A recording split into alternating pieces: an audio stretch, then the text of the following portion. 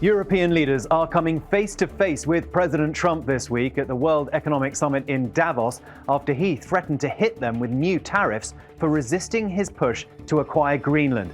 The UK Prime Minister has already told Trump the tariffs are wrong and, together with other European leaders, is considering ways to retaliate. Denmark's Prime Minister has said bluntly Europe will not be blackmailed. But the president is undeterred, claiming in a late-night post that Denmark has been unable to deter the Russian threat to Greenland for 20 years. In a letter to the Norwegian Prime Minister, Trump seemed to make a connection between not receiving the Nobel Peace Prize and taking Greenland. He wrote, "I no longer feel an obligation to think purely of peace." Selena Wang has more.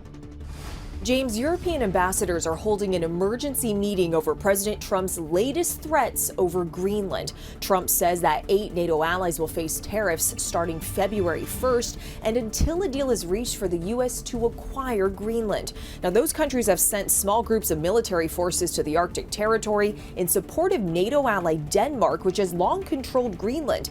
European leaders are outraged. Sweden says they will not be blackmailed. France says no intimidation nor threat will influence us. The Trump administration insists that the U.S. needs to control Greenland for national security reasons, but many experts and lawmakers say there's no imminent threat. In fact, the U.S. already has a military base on Greenland, and because of a long-standing treaty, the U.S. already has the ability to increase its military presence on the island.